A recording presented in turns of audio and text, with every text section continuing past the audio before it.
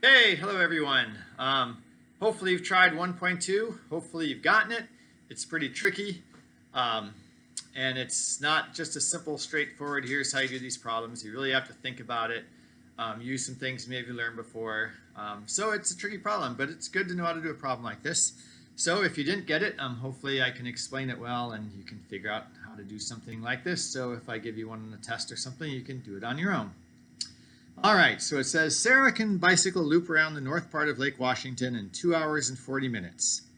If she could increase her average speed by 1 kilometer per hour, it would reduce her time around the loop by 6 minutes. How many kilometers long is the loop? And by now your head's spinning going, wait, what? So there's the loop. We don't even know how fast she's going. So they gave us enough information to figure all that stuff out, obviously, or they wouldn't be asking a problem. So that's our job, to see if we can make sense of this. Now, when you don't know what to do, you start drawing pictures and writing down what you know, and then maybe something will come to you. Okay, that's what typically you do when you don't know what to do. You start writing down everything you can think of, and then you can maybe start seeing a way to piece things together. Okay, so first let's draw a picture. So here's her loop. So the distance she goes, they call it D. The other thing you gotta do is put labels on the things you don't know. Start giving them letters. D is a good letter for distance, right? So what distance starts with, that's a bad D though. So take more time and write a nice, good D. It's a much better D. Okay, so the distance she goes is the same, right? The loop around is the same every time. But the first time she goes, she takes her 2 hours and 40 minutes. Now notice the reason this is in this chapter is they mix hours and minutes. So they say 1 kilometer per hour faster the second time, and then they give minutes, 6 minutes faster. So we have to choose. Doesn't really matter. Sometimes one's easier than the other, whether we want to do in hours or minutes. The kilometers is good. They ask us how many kilometers long is the loop. So the kilometer per hour part, we don't need to change the miles or anything, but we got to figure out if we want to do minutes or hours. I think it's easier minutes because we can change 2 hours and 40 minutes really easily to minutes. 2 hours is 120 minutes. So let's do it in minutes. So the first time she goes around, let's call it T1 for time 1.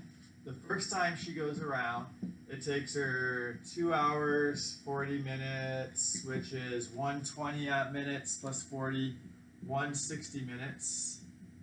And the second time, 6 minutes faster. So 160 minus 6, which is 154 minutes. Okay, and it's always good to label things. Okay, first time, second time, T1, T2. It really helps to put numbers with letters to help you label these things, and ones that make sense, right? T1, T2 for time. Okay, so now we're kind of writing down some things. Let's see. Increases her average speed by 1 kilometer per hour. We got to change that to kilometers per minute. So 1 kilometer per hour, and again, you always write these as a fraction to make it easier. So I messed up already, so we write as a fraction. 1 kilometer per hour times 1 hour is the same as 60 minutes. We're multiplying by 1. They're the same thing. It's always okay to multiply by 1. We know we did it right because the hours cancel. So we have 1 divided by 60. I'm going to leave it as 1/60th because that's perfect. If we change it to decimal, I don't think 1/60th is a pretty decimal. If it's a pretty decimal, sure, change it to decimal.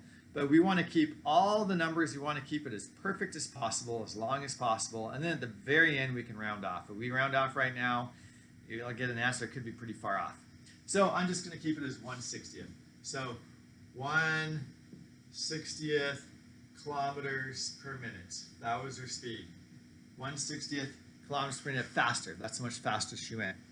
Okay, so we know that her second speed, V2, is her first speed, V1. And again, just to match the times, second speed she went. And I'm using V for speed because S looks like seconds a lot.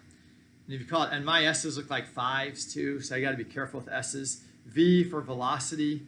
It's just a lot easier to use V for speed. You don't get it confused with other things like seconds and things. So V2, second speed is V1 plus 1/60th. She's going 1/60th faster. Now we know everything now is perfect. We have kilometers and minutes. So we know we're going to get a distance in kilometers. We know all our time is in minutes, and we don't have to worry about units anymore. We know we have the right units. Our answer will be in kilometers. Okay, so we can write that, but that still doesn't give us the answer. It's like, okay, now what? But again, the way you do these problems is you just start writing down everything you know. And there's another thing you know. You can relate distance and velocity and time. You've known since second grade, I think, that the distance you go is your rate times time. Velocity is your rate of speed times time. You can figure this out. Velocity is like kilometers per minute times minutes gives you kilometers. So you can figure it out by units too. Just make sure the units work. Okay, so all we gotta know is your velocity and your time. But we don't know your velocity. We don't know how fast we're going. We just know that your second speed is v1 plus 160. So here's the tricky part. What you do know is, like I just said, your distance is v1 times t1. The distance is your first speed times the first time. That's true. It's also your second speed times the second time. The distance you go is the same each time. Your second speed is a little bit faster, so the second time is a little bit slower. Well, we know the times, 160 and 154, and these two things are equal. So what we can do is set them equal, and then we hope that because they're the same thing, they're the same distance, and we hope that that'll help us figure it out. So let's do that. We know that v1 t1 is equal to v2 t2 because the distances are the same. And we know that v2 is v1 plus 1/60th. And we know that t1 is 160 and t2 is 154. So let's plug all that in. So you know v1 times t1 is 160 equals v2, which is this. So that's v1 plus 1/60th. Put that in parentheses. Times t2, which is 154 minutes. Now, hopefully you can see, we can figure out v1 from this. The only thing we don't know here is the first velocity, how fast you went in the beginning.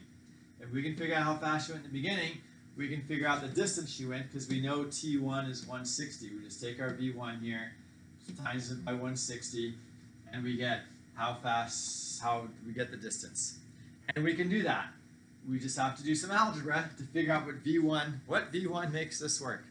Okay, and it's not that bad. I'm going to put the 160 first because it's always nice to put numbers first. 160 v1 equals 154 times v1 is 154 v1 plus 154 times 1/60th. I'm just going to write that as 154 over 60. We'll keep it perfect again for as long as possible.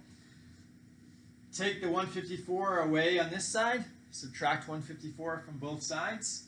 160 minus 154 is 6.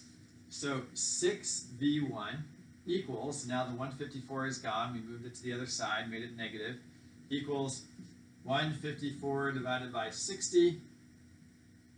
Now we divide both sides by 6. We want to get rid of this 6 here. We divide both sides by 6. So then we have v1 is left, and over here we have 154 divided by 60 and times 6 because we divided both sides by 6. We put another 6 in the bottom there. Now we can get an answer for this. I can do that on my calculator. If it's not pretty, I'll just keep lots of decimal places so we get the same answer that they get, so we really know our answer well. So 154 divided by 60 divided by 6 equals, okay, it's not pretty, it's 0.42 sevens forever. So 0.42 with lots of sevens. So infinite number of sevens, 0.4277777. I can put a line over it if I want. All right, seven's going forever. That's how fast she's going in the beginning. Now we can finally get our answer.